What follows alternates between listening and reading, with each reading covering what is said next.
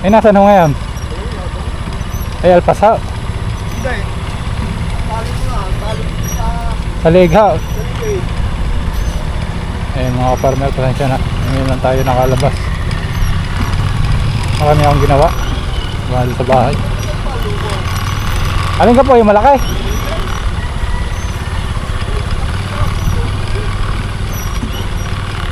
Maganda ng katawan. Ewan ko lang yung isang maliit. Yung maganda na rin ng katawan. Medyo pihigan yung isa eh. Ang dami ng baka dito. Pudpud na rin ng dami. Aray. Takaw ho ah. Ha? Tumakaw.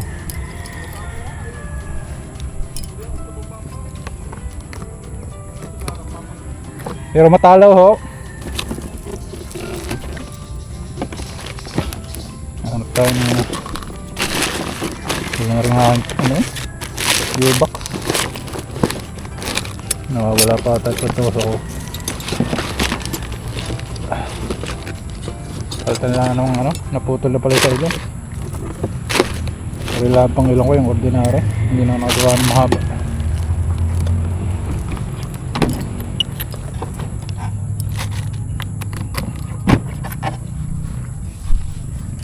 Ang butas. Maliit lang. Palibasi maliit ang lubid na ginamit.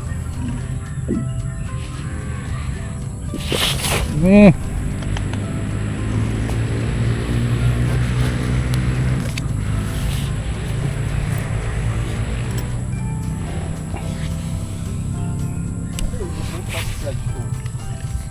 Raya tayo na orang.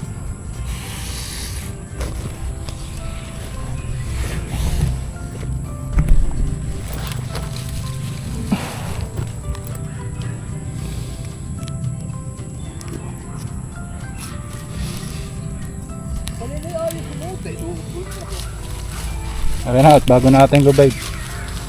Wari ko ipaputol na rin yan. Ayun po itabi niya. At sa susunod ay di ating gagamitin. Hindi ko.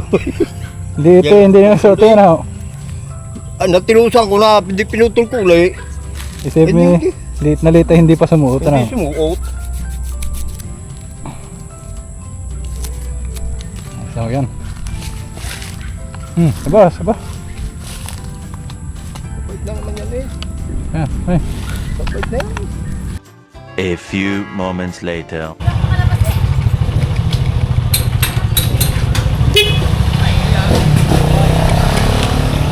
Pila. Pila pa. Sakit lang. Yeah. Yan mga farmer, ito yung baka magaling manipa eh. Ganda.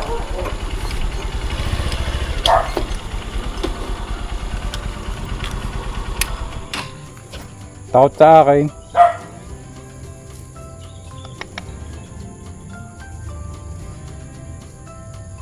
Hindi mo muna ako lalapit.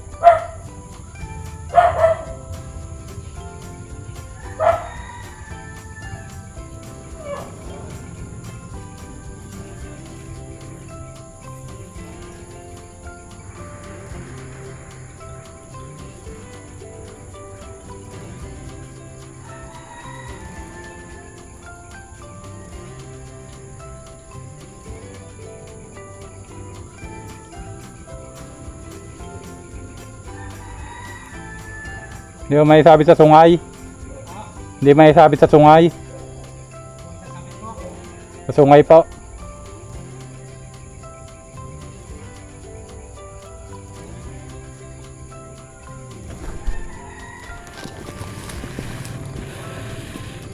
Para hindi siya makaalis.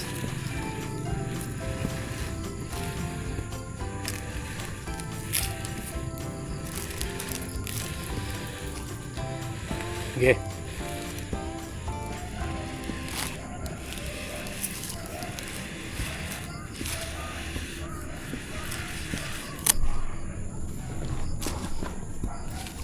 Tayo lang ako.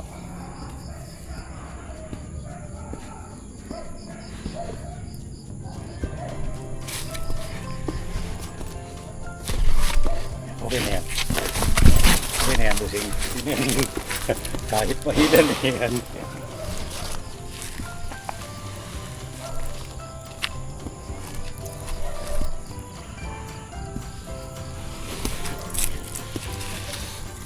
Sige.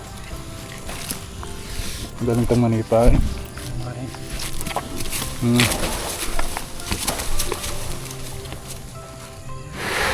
Sige.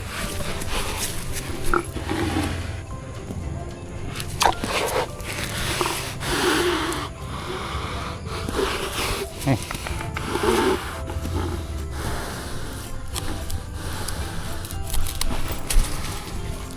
Okay na po.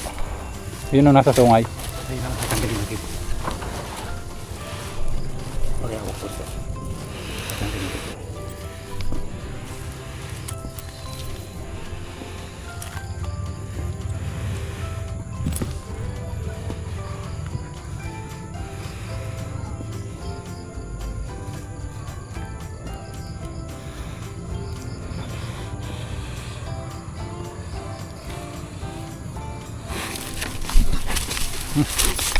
Makatapos pa. Tulog na. Wala na pa na. Oo, wala na. Ay, paano pa natin ano ng sa Ano pa? yung vitamins? Hindi na pa, huwag na. Huwag naman na po. Oo. Sige, bitawan nyo na.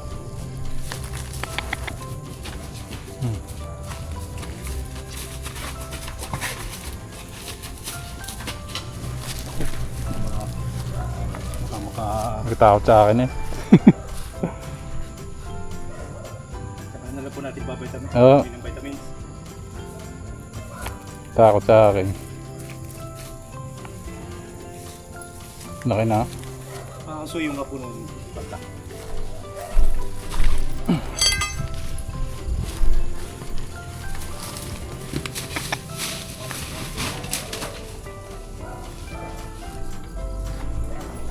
Laki na.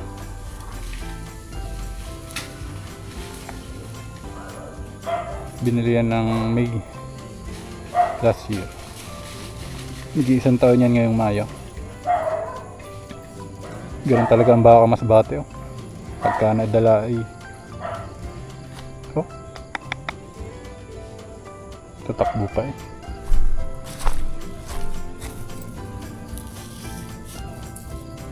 Sadya ang baka mas bate pag nadala ang hirap.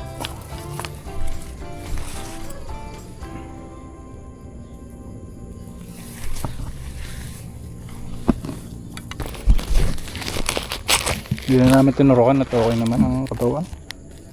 Lalo pating madadala pag nasaktan. Ang dami ng bunga ng bayabas.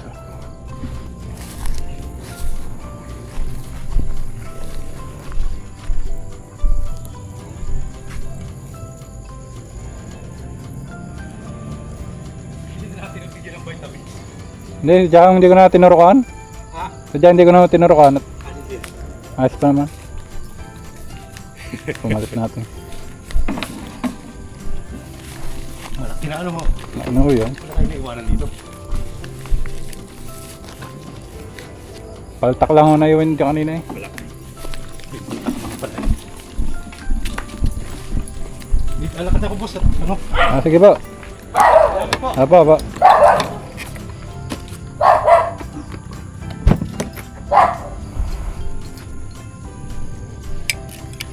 Ayun mga farmer, uwi na ako sa bahay.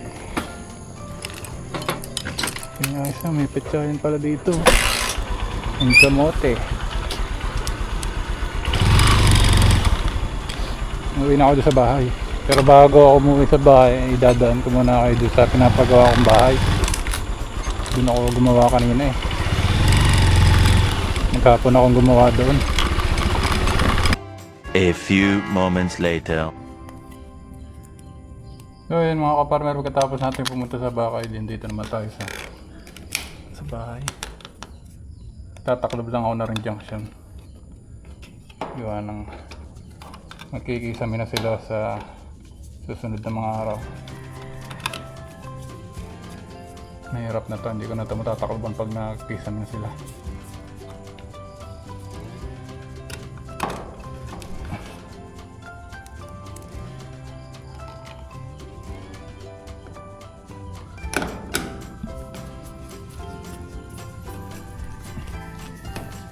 Ginawa ko na to kanina, yung mga ilaw niya. Kaya ako hinapon.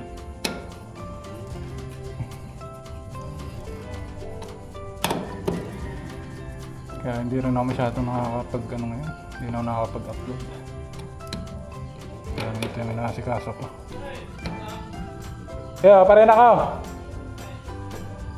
Kaya nainom niya. Ang banog. Mayaman.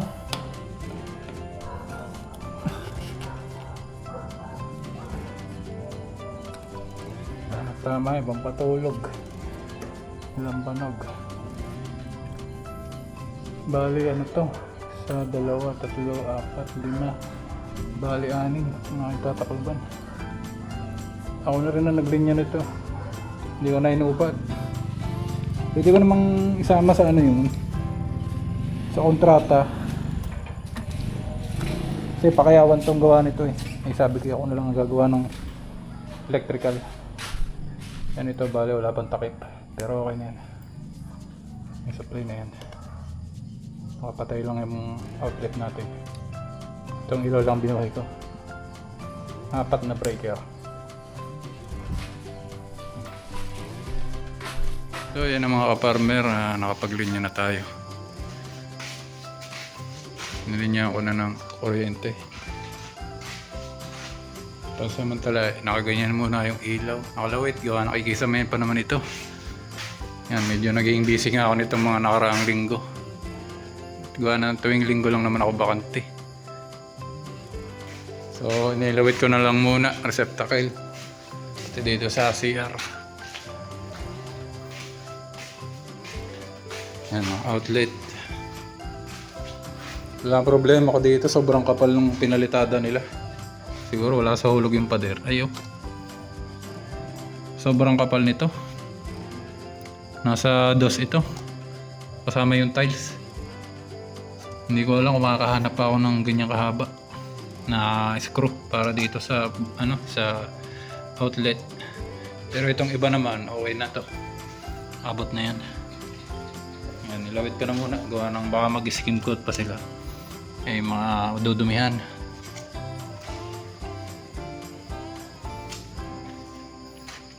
Yan, so pakita ko lang sa inyo. Ito yung laundry. Dito naman yung kusina. Lababo. CR. Dito, yan. CR. Wala pa yung inidoro. Nandito pa sa kwarto. So, inuman na muna itong lababo. Tapos ito na yung pinto. Yan. Hardwood. Tapos ito yung para sa hardwood pala lahat to eh. Kaya palang mahal ng aking pinagbayaran. Akala ko plywood lang binili ng aking tatay. Kaya pala 19,000 pinagbayaran ko lahat-lahat kasama yung hamba. Ngayon ko lang napansin to ah. Ay na, bayad na to eh. Yan, magkakabit na lang yan. Nandito yung mga pangkabit nyan eh. Mga doorknob. Ayan. Tapos tiles. Ayan. 60 by 60, 30 by 60. Tsaka 30 by 30 ata yung flooring na CR. Tapos yan, yung pintuan na CR. Bali ito naman, itong iba yan. Lavatory, inidoro, tapos mga accessories, mga shower. Isang set na kasi yung binili ko. Yan, yung mga gamit. So baka next week, na to, may tiles na. Tsaka may kisame na rin. Pero hindi ko lang sure kung talagang matatapos nila yung kisame.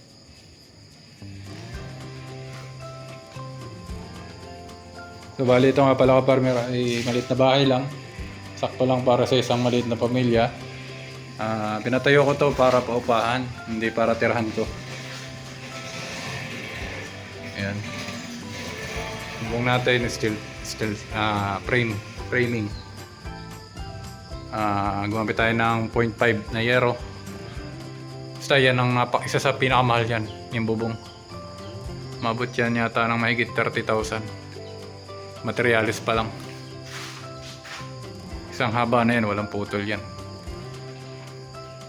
So ang budget dito ay sabi ng gagawa nasa kalahati daw. Nasa 500k pero tingin ko naman di naman naabot. Nasa siguro 400 plus ang uubusin dito. Kaya hindi tayo masyado nakakapag-upload mga partner gawa ng ito inasikaso ko. Hindi ko to pwedeng pabayaan. So hindi natin pwedeng basta-basta na lang hayaan na bitaw lang tayo ng bitaw. Siyempre dapat kita ko yung namamonitor ko yung mga nangyayari dito. At ayun nga ako naglinya nito. So, wala pa yung cover. So hindi ko lang sure kung abot yung tornilyo dahil mixi ang tornilyo nito. Makakapal yung palitada nila. Siguro yung mga wala sa hulog din yung pader. Kaya siguro hinabol din nila. Tsaka nagulat ako dito. Pinantay nila sa biga. Yung iba kasing apartment nakikita ko, nakalabas ang biga. Ito pantay. Oh. Kaya ang laki ng naging palitada. Kumapal. Yan o.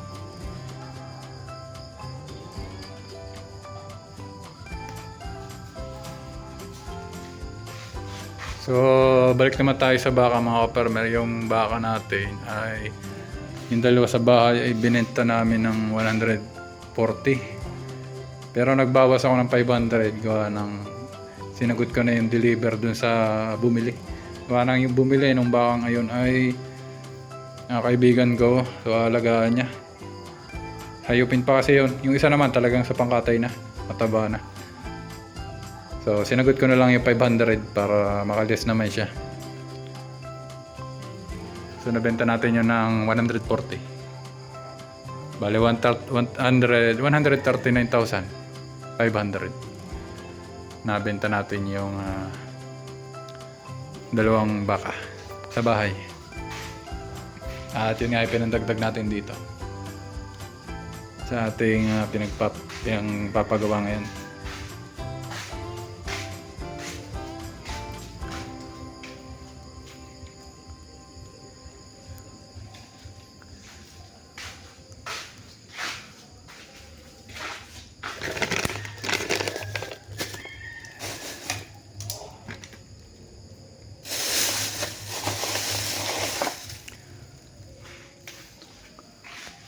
So, yun lang mga kaparmer. Ako'y napagod talaga ngayon maghapon at ako'y nag-ayos nga dito sa kuryente. Kaya naglinya tayo. Tapos pumunta pa ako doon sa dalawang baka. Ayos naman, natapos naman. Napalitan naman agad ng mabilis. Okay na. Mga 2 to 3 weeks siguro tapos na to. Nagano lang inabot ng holiday, Pasko. Tapos nung December, nung inuupisahan to, laging malakas ang ulan. May bagyo lagi. Laging buhos ang ulan. Mahirap naman gumawa pagka palaging umuulan. Siyempre, ang ating palitada, ang ating buhos. Matatalo ng tubig. So, yun lang kaparmer. Na-update ko kayo. Pasensya na ito ay matagal na wala. Talagang busy ako ngayon sa ating pinapagawang ito.